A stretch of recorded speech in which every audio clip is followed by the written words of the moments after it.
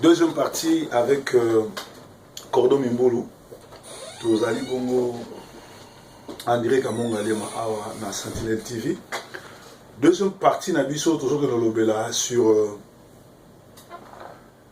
lobby na rassemblement olenganko ya betami parce que bazo il est la pouvoir et comme il sera où il est abonné.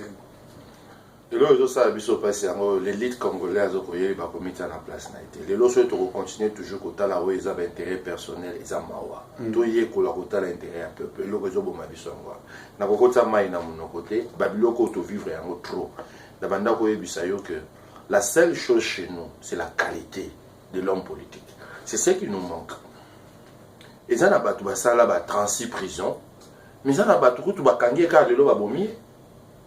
Motuneti papa oyo ya droit de l'homme à Koufa Chebea asali bolo komba abo les mêmes jeux même ko wa jouer à Koufi pour na yo à Koufi pour na nga on a dossier à Bundudia Congo bo maye vous comprenez mais yo ngo battre que ce ba kangi au 36 fois yon des fois hérité pour satisfaire dit est-ce que souka ina ide pesa ngo toujours sangana pona to yeba nzela nini tozwa pour la population. Pardon, normalement poste wana il y a Tshisekedi, il y a poste à suivre l'élection, ils allaient poste à passer une IDPS non? Non. C'était poste, il y a le Conseil national de suivi, il y a accord, la CNSA, et Pesamaki Nambuta Tshisekedi, parce qu'il y a Mutazalaki comme président et un comité des sages de l'opposition.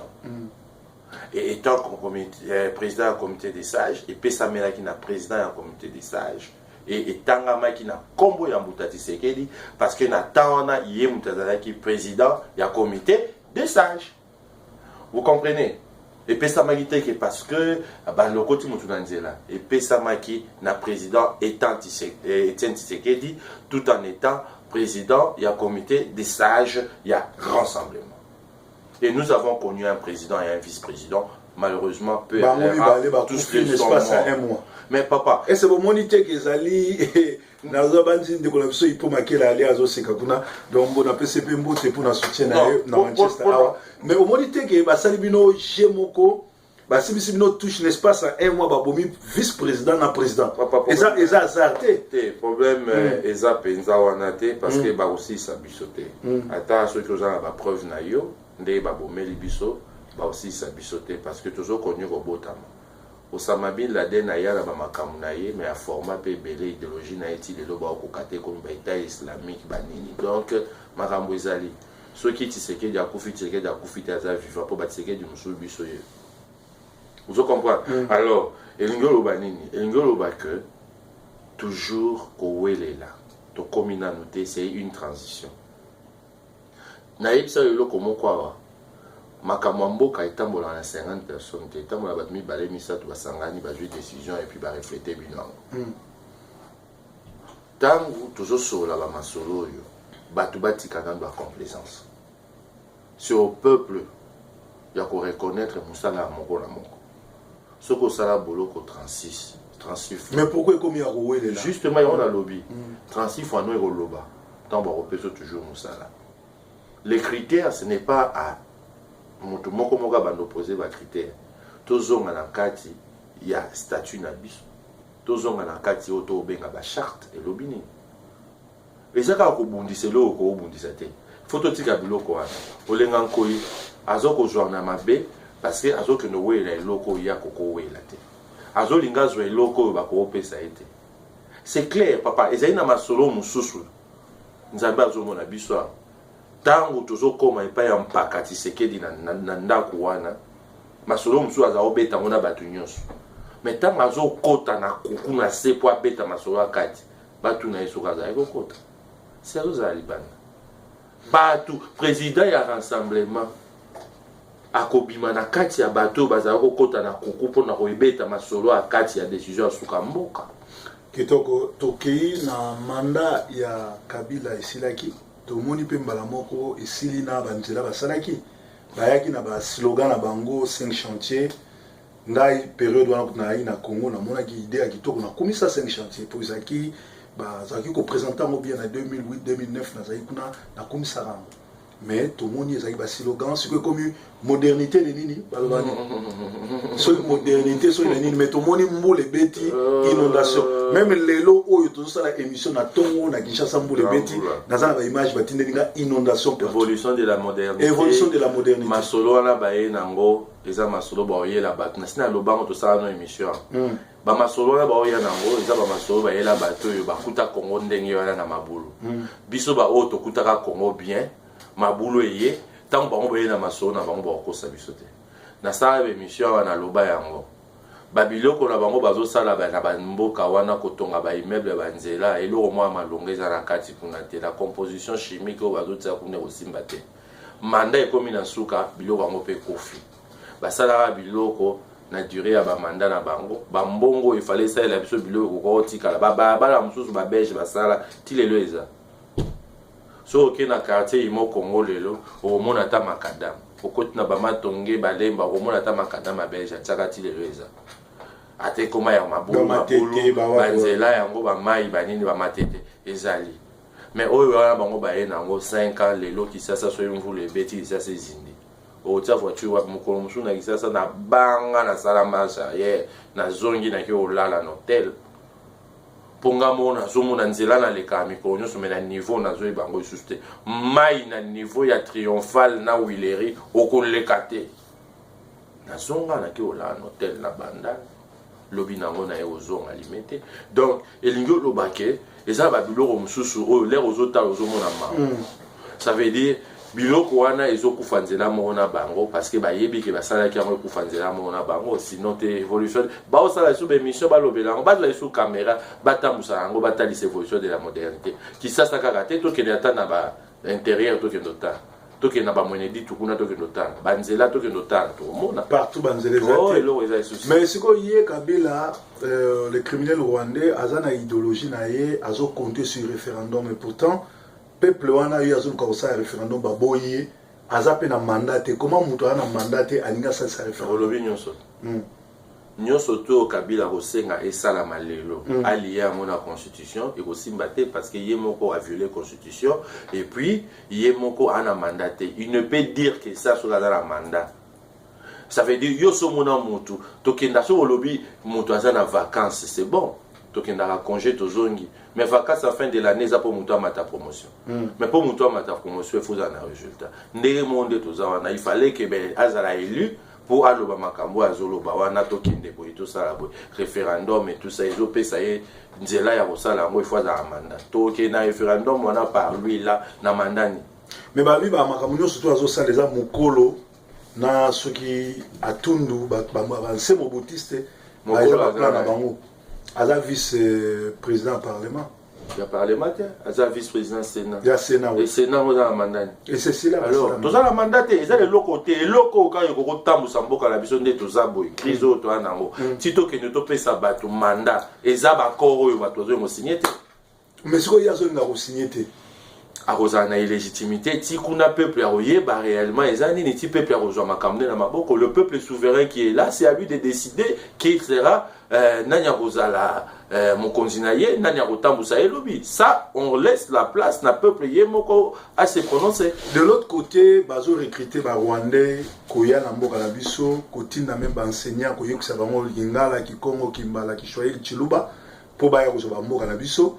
De l'autre côté, ba Rwandais batindi ba étudiants na bango ebele baké na Amérique, baye na Japon, baye na Asie, na Israël, na poto kozwa ba cours po baya kozala ba président, baya kozala misala, mais ba congolais ba étudiants o bazotanga na Kinshasa o basisa, bakoma koteka ba maki, bakoma batopusu, tout wana. Et puis to moni sikoyo ba infiltrer KTBK Toto bazuli sous le mwana-nseme balobi azali contre Kabila biso tout supporter ngana eli ke ne mwana-nseme azosala jia ba Rwandais yo vision na yo ou bien regard na yo et aperçu na eza nini na dossier ne mwana-nseme na KTBK Toto lelo na kati mboka la biso Congo toza suna makambo bomba te peuple sa koli a comprendre belé papa Nemondanse Miyazawa Azali ayelaki biso masolo ya 3 ans ya transition to boya yango to boakisa yango bakina mamakam na bango kuna nde bakina nango chef spirituel aujourd'hui chef politique. On comprend plus rien. Non, c'est le bon pour nous, ce n'est pas les combats que nous avons engagés. Mais si lui il trouve qu'il a des solutions pour nous redéplacer Kabila, nandenge yazana makam na ye ake nanzela na ya longola Kabila to betele maboko. Tout ça na kati ya plan na yete, biso tout ça na kati ya plan na biso, les accords. Sans ces accords, sans ces dialogues où il n'y aura pas un autre dialogue et autant de Congo. Cette crise, il est déclaré ici. Toutes les pendules Yamboka, il faut accord ils allaient respecter et ce que fait Nemwandase Mizana Bakorte. Ceux qui ezali nzela ya solo peuple ça la muki nzambe aoyebela. Ceux qui eza makambo ya lokuta et robima poisa pour peuple ça comprendre. Le monanse mais clair alobi que bato nyonso barobo ya ko rejoindre ba Rolanda Mbuta Tshisekedi sadi ba okufa. Place wana yo monité que azo sala plan ya Kabila oyali soki bo sipoté ta bomi bino parce que tout le monde a Diomi Ndongala en prison innocent, Franck Diomi en prison innocent, Tshisekedi ba empoisonné qui sa vice-président à rassemblement Mwando Simba ba empoisonné qui est parce que bazala qui contre glissement Kabila. Au moins que ne monanse mais azo prouver que azali ko jouer plan ya Katibi ya Rwanda ya Kabila. Nous surtout ko sala malelo kanga mukolo lelo émission autant mususu ko ya obeta ma pré bat ba ko luka yango po ekomika ba prophétique o mutu ana lobaka boyo ndira e ba alikam. Mais ngama mnazo loba na yo nyoso na loba no sala maka yango no pesa anga temps. So pesa anga temps pesa anga te mais so benga na ba kombo nyoso. Ça veut dire nyoso tu ezo sala na Congo lelo pona ko déjouer la volonté du peuple congolais aussi mbaso. Eza la boyena mindu ki botalisi bosi sa population et ko simba lisusu te population assez qui na vitesse mususu ko le quand même politique ko le quand même politicien ndeko nanga oya ki sasa kala même ko lo fanda na kin bozo yoka bana wana ozo yoka ba rancœur ozo yoka niveau oyo ba comme na esprit na bango o comprendre que niveau o ba kei baza sous bato ko zo bazo baté oyo mwananze mezo ko sala n'engage que lui ça je le dis et c'est clair. Si il y avait encore na kati ya mboka oyo lelo batu ba agir na bandenge wana pour na déplacer ba pouvoir aza wana banda kala to betele maboko asala ngwa longola. Il n'a pas un problème avec nous, lui il est dit bien, il a un problème avec Kabila, n'est-ce pas? N'est-ce pas qu'il a un problème avec Kabila? Non, il a aussi un problème avec d'autres dialectes parce que d'autres dialectes mais moto il y a zo bundi sana makambo ça la tangi comme wana. Te mais si on a balabala na ye alingi suba luba na ba Congo. Te na bibi tumba na ye azo viser na. Te aloba Kabila mais pour le moment ba to Kabila ba Congo kengela ayebi adresse à Kabila. Ayebi ça Kabila zalaka. Ayebi ça Kabila la. Akino longa. Sikoyo tango Kabila tindi Willy Mushiki ale kaloba ke ba tumba l'église ba roboma Tshisekedi et puis à mettre en exergue au monité qui a l'axi qui a ligné na ye ko respecter ba ko nazaki na 5 anargué bio ba nazaki na 5 deuxième jour à 5 mukolo oyo et bebaka na 5 deuxième jour oyo mukolo oyo mon président a repris Kameri na kati ya salle en présence de tout le monde. Et il a repris Kameri pour Naroye Bisaeke, Azobete la biso ba ordre du jour na katia salle, Makamutoela qui en beauté, Aebisaki Monseigneur a retiré les paroles. Kameri a traité mon président, Martin Fayulu, de quelqu'un de sans éducation. Le président, Azongi Selaewa, Azongi Selaewana, je suis respecté, je ne peux pas le dire au plateau. Mais Ayebi Angoye Kameri.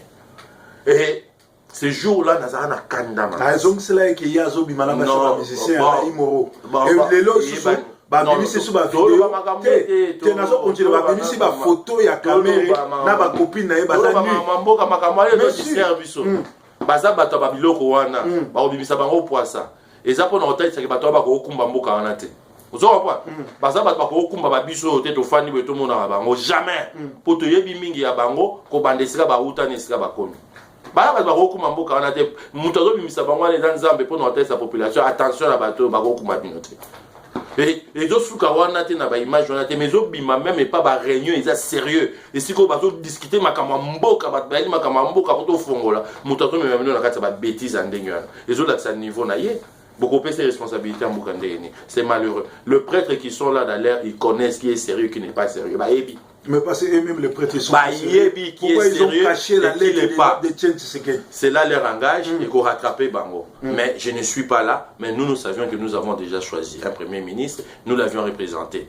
Kabila va présenter jamais Bandaza na pouvoir wana liste il y a 5 premiers, il y a 5 noms ou il y a 3 noms. Le vieux Nabiso ya Bandundu yo Kizenga tango basali bakor na bango après l'élection bakei et premier ministre il fallait parler moto apesaye ba présenter Kizenga ye moko anoma Kizenga et Kizenga lembi et comme Muzitu a présenté 3 4 notes ba noma Muzitu mais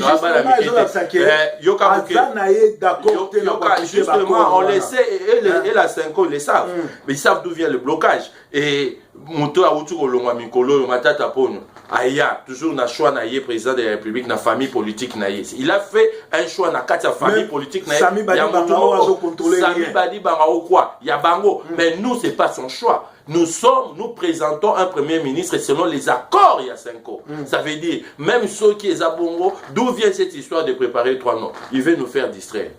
S'il s'attache à la Constitution, a-t-il déjà appliqué cette histoire par rapport à ma premier ministre, surtout à nommer, il veut endormir le peuple. Le peuple, ça, il faut lui à comprendre. Tout ça, il est sur ce qu'on lui a présenté comme nom, il y a un premier ministre. Katebeka te répondre, arrivé na ye, déclaration na ye médiatique, aventure à Zosala, le Koutane a aussi qui a investi en Angola et pourtant, Azana va son. Le billet, on a investi 70 milliards. On va investir dans le mobilier en Angola. On a la poste à premier ministre du Congo pour ça. Et avant qu'il t'a appelé sur 20 millions. 20 millions, il vient pour ça. Ça veut dire quelque part, lui-même, Azo Bebisa, notoriété naïe. Azo Bebisa, témoignage naïe. Azo Bebisa, honneur au peuple congolais. Azaï Gotali na lisu mokoboy. Il a passé tout son temps pembeni à Mbuta Tshisekedi. Abimisa biloko Azo Bimisate. Pendant que Bazo Lukande Konaya Kokonya Takisasa te yé Nyati Kisasa comme un roi na tapis rouge. Akiko Fanda, na hôtel du fleuve, en toute liberté. Pendant encore hier, il a été accusé d'avoir soutenu rébellion à Rwandais, il y a CNDP. Et les lots, Ayeko Fanda na Kisasa, lui encore. Ça veut dire, il y a Anguille sur roche. Nous devons comprendre ce qui se passe. Tout ça, il y a une réunion. L'AR lui a mis dehors. Son propre frère biologique, qui jusque-là, d'après ce qui se déclare, ne le soutient pas dans la démarche. Il faut Ayoka Soni. Ceux qui Ayoki Soni, ils ont bateau la mission justement pour détruire le peuple congolais. Le peuple congolais, il faut la. Temeye Ayoana na invitation à Kabila, ça dit Kabila Yebi rôle Niazonga au PSAE, peut-être Azali prochain premier ministre du Congo. Kolongola kaka pamba papa bato boni bazo poiroter nanu bazo ba amnesty. Na Congo wana balongola bana baboloko bato kwa poiroter tilelo na kati ya babolo. Bato baboma eye bani bozo pesa bango ba liberté. Oyo kutu basali eloko te bozo kanisa bango ba crime moko eza ya bango te. Ce n'est pas ça la démarche. Soka ina démarche wana peuple oza simana ye. Mutu nyonso akoya na nzela ya kotelemela ba corps na biso wana. Population osoccuper na. Outaki Bruxelles na exposition à corps ya Mbuta Tshisekedi biso tokendaki te parce que dans la deuxième année prochaine aussi ça bachelier nanga nazo sala dans la cours rebelle tala ba livre rebelle funatanga ba assignment et permettre ingate peuple bali ba yeba ebembe ya Mbuta Tshisekedi et okita quand il faut arrêter là premier ministre Abima ba corps ils l'appliquer et puis ils ba corps wana tito comme na fin avril et qui était monité na Kinshasa ba bazana matanga bazo c'est la corps wana ya mais de l'autre côté, et comme il y a un blocage, et comme il y a un nid, tout ça comprend, expliquer que nous sommes sur le terrain et ça n'est Nathan, nous sommes en communication avec le pays permanent. Mbuta, c'est que des amis ont sakana été. Tout cela qui était à Koufa Poto Yebakaza Moutorsana a été biso to approcher dans la tana et à Soukan. Nous avons encore compris beaucoup de choses. Quand toujours bien le père de la démocratie, ça veut dire ce sont des gens qui ont risqué là où beaucoup d'autres ont fait marche arrière.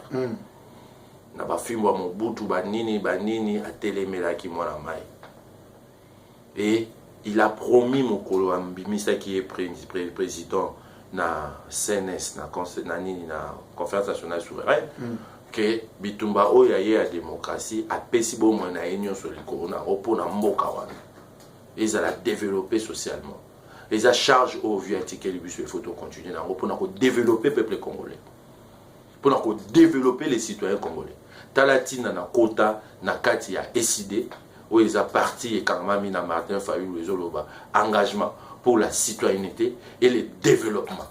Ça veut dire parti wana mutaki yango eza ancien conseiller Kabila wakufa nani comment wakufa Katumba moi eza parti na et puis balobi ba ebimi na ba news babi président na yo Martin Fayulu azali moko ba pion ya bato bazozwa mbongo pa Kabila bato ape perdre. C'est faux. Oyebi pona osekana muke.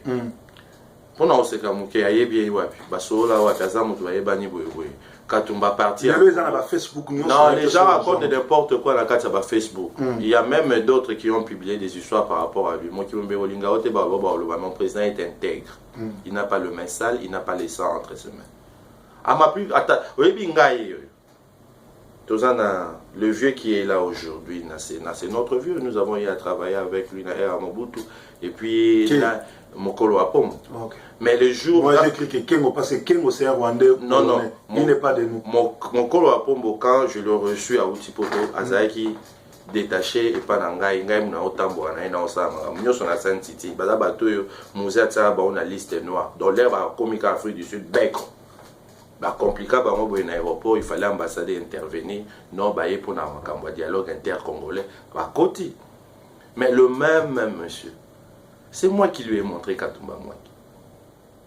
Tant aux autres temps, on a une sécurité et tout ça, même si l'homme que vous voyez en face qui vient là, c'est Katumba Mwaki. Yaouta et Poto. Yaouta et France. Tant que Pesani, le fameux, oui, c'est lui. Pesani Mbote, on a couloir à Saint-Titi, tous autres. Bon, Martin Fayulu, Ayebeli Yende Ayokeli, le Kolabatunyo, son akatamboka. Baza ba mité, batika go sangana quelque part, ba mela moi kopo ou bien nini, parce qu'il y a ça mon toupé, à Outanga Bamakamnae, déjà na Katanga, à Outikatanga, à Afrique du Sud, il travaillait en Afrique du Sud comme ingénieur. Yena Martin Fayulu bakero koma wapi pour bakota na kati ya module ba monter parti na biso na structure nango eza na règlement d'ordre intérieur eza na statut nango historique nango ezali ndenge ebima na ndenge ebima Katumba Mwaki akufina na mbula ni parti na biso na mbula il faut comprendre ouais vas-y Ebemba alors Ebemba Tshisekedi ezali Ebembe moko eza ya famille congolais aza muto asali musala mingi na mboka wana o toujours reconnaître ba valeur na ye oyo lelo oyo akoki kokundama atako eza nzoto ya pamba lokola mutu nyonso te il faut mona niveau papa ya Belgique ndenge et s'investir na matanga ya papa wana na mona te mais ba Belge va s'investir pour un agent secret na il y a pas de problème la dimension à laquelle la Belgique a pleuré papa Tshisekedi oya Congo et kokoza la bongo te exemple na kokosa la kaka parallélisme muke papa oyo bakufi na Côte d'Ivoire ndenge oyo balelemaki na Côte d'Ivoire et sali que na Congo ils étaient obligés à osala makambo de la Côte d'Ivoire mais qui était au finga ndenge moko na oyo vieux oyo salami na Belgique papa na kati ya salle na zo kanzoto malili so nzamba pesa nga lobi la musa la musi. Mais j'avais pas ce pouvoir de le faire parce que l'esprit m'a pas conduit là-bas pour ça. Seulement, les lots qui na korwana qui s'assendait tout ça pour lobby corps qui ça y a Tshisekedi okende lobby papa ils appellent un problème. Ceux qui ba bongami bien té ils en ont moins dit ba comme ko tourner autour ya matanga ya vie ba comme ko tsa ba biloko mususu amike pour nous disqualifier voilà tout ça libo et voilà tout ça libo ba zo créer déjà une sécurité moko ya makasi autour d'eux-mêmes ne sachant pas comment gérer de wana. Biso moko pona sikoyo matanga wana soki elobi ekende Kisasa vie akoko kundama na ba cimetière te eza er moko sakana na bato baloba ke kundana na nécropole o bazwi soki 500 mètres carrés quelque part basala non le vieux ngai eloko nazo ba ça c'est moi ça n'engage que moi il fut l'un des premiers docteurs en droit na Congo na biso Et nous avons les ronds-points, il y a palais de la justice, qu'on a palais de justice, côté ça, ministère Affaires étrangères, Athénée de la Gombe, Kotoyo, à palais de justice, na ministère à justice. Ce rond-point-là est vide, est à la musée. Pourquoi pas que ça la mausolée naïe? Et tout déranger maintenant, il y a des gens qui travaillent pour l'ambo. Nous avons. Non, bah, au coup de ça, il y a des gens qui ont et si kaza yo nanga to yebi via sakenda eza banzoto efandi wana enveloppe mais na ndenge ya histoire ya mboka na ndenge ya musée to ya kape wana mokili mobimba ta bapaya baye et ko za ba entrer mususu pona mboka papa toujours comprendre était même comment congolais azaki président ya Congo obo ya te mutu nini yango obo ya Tshisekedi tozala ba musée tozala na occupation tozala dictateur na mboka wana ti lelo azala na Maroc ça profite au Marocain obi bato boni bakitaka Maroc bato futa batike ka popa tendo tala tomba mobutu bato musuku to balobi ke Bemba Tshisekedi ekozonga na noté soki ya mobutu ekete siko pourquoi ba comment ça Bemba Tshisekedi na mobutu to sengi mausolée et Bemba vie est un problème te. Il a fait son travail, c'est fini pour lui sa course. A comme une arrêt de bus naïe, a quitté paix à son âme, Nzambe a pesaye, puis place et sika pour abonder la population, a paix manakimia. Mais nous autres, wana, et sika ko sait quoi est là. Et sika ko sait quoi est là, te poni et à la mausolée. Oyo, bana ya bana, biso bapaya, bakoya kotala, quelqu'un qui a marqué son histoire dans Mboka wana. Il faut que ça va cimetière, wana te non, espace vide na Congo, et ça est belé. Rond-point est belé, bicycle est belé, mais moi je propose rond-point à palais de justice parce que c'est fut un docteur en droit. Et si la maison est mibeko, bataille wana. So il peut wana te, parlement izali, na libana palais du peuple wana pe bisika minene, ça ba ko tsaït. Et ça est l'autre. Donc Bemba Tshisekedi est plus puissant qu'il est vivant à cause de continuer au banque. Oh Tshisekedi est plus vivant après sa mort qu'avant sa mort. Comme il y a 4 minutes dans la caméra. Yebsa bango makamunini oyo congolais ako s'attendre na événement nyo surtout lekina. Non, na ba point nyo so pesanga merci encore une fois na temps to pesanga merci mingi proverbe mais loko na oyebisa toujours nazo sur la population na biso. Ndenge to sito la muki to telemi to lalate na otoza na kati ya mboka na otoza libanda mboka mutu na mutu asimba ebundeli na ye abundela soki eza na nzela ya monoko saleli na nzela ya telefone osaleli na nzela o communiquer na famille na yo esalama.